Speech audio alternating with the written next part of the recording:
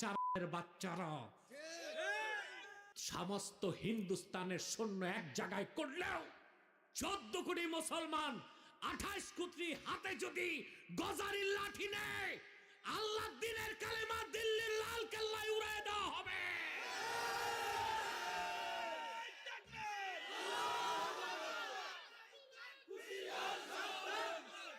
মমতা ব্যানার্জি বাংলাদেশের স্বাধীনতার বিরুদ্ধে যে বক্তব্য দিয়েছে, 24 ঘন্টার মধ্যে পররাষ্ট্র উপদেষ্টাকে ভারতের রাষ্ট্রদূতকে তলব করে শোকজ করতে হবে, নতুবা বাংলাদেশের মানুষ ভারতের যে দূতাবাস আছে তা ঘেরাও করবে, প্রত্যেকটা ইটকে আলাদা করে দিবে বাংলাদেশের মুসলমান। মজবুত থাকুন, আলেম ওলামার ডাক দিলেই ঝাঁপিয়ে পড়বেন ইনশাআল্লাহ।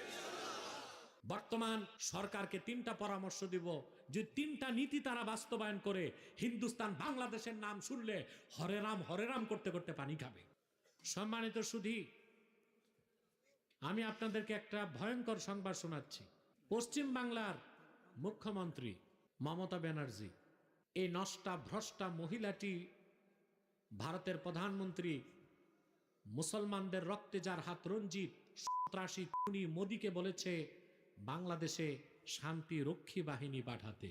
একটা স্বাধীন দেশে ভারতের প্রধানমন্ত্রীকে সে দেশেরই কোনো এক মুখ্যমন্ত্রী যদি বলে শান্তি রক্ষী বাহিনী পাঠাতে, তাহলে বোঝা যায় তারা আমাদের স্বাধীনতায় হস্তক্ষেপ করতে চায়।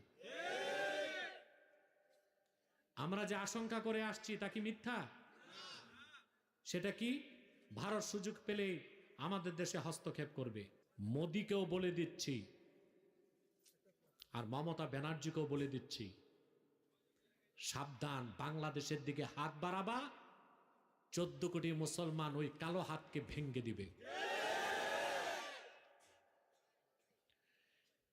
তৃতীয় বিশ্বের একটা তৃতীয় শ্রেণীর রাষ্ট্র ভারত। বাংলাদেশে যারা জুজুর ভয় দেখায়, প্রত্যেক রাজনৈতিক দলে ভারতের দালাল ঢুকে আছে, ভারতকে খুশি করে ক্ষমতায় যেতে চায়।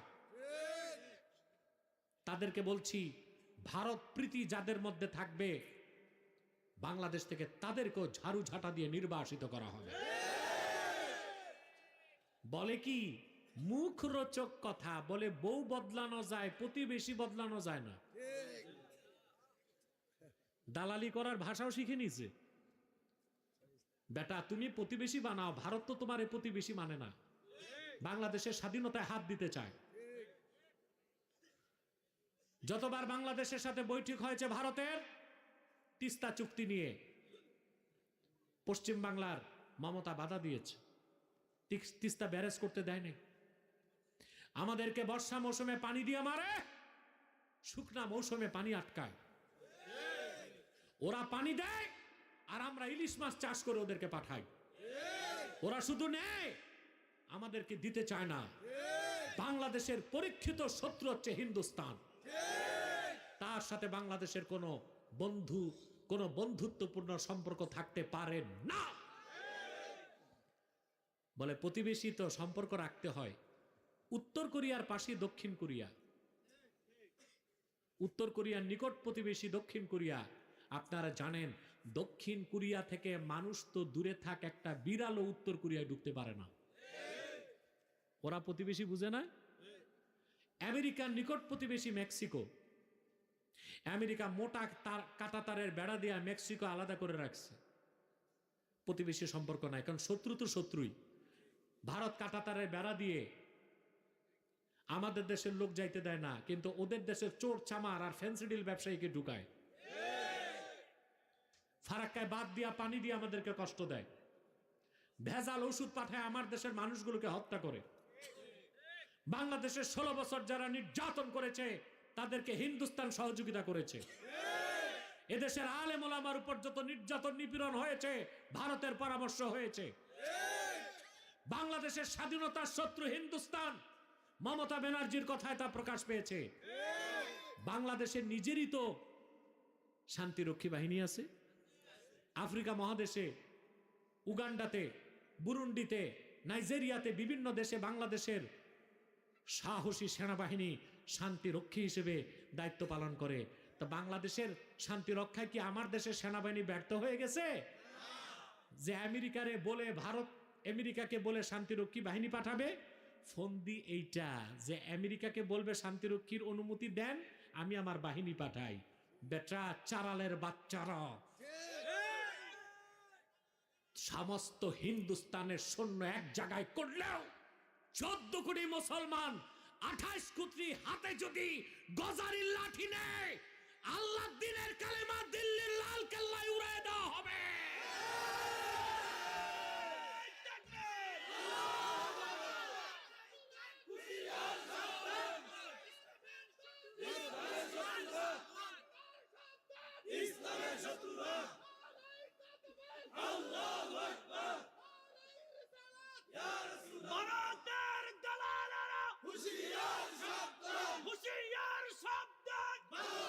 সম্মানিত সুধী, মমতা ব্যানার্জি বাংলাদেশের স্বাধীনতার বিরুদ্ধে যে বক্তব্য দিয়েছে,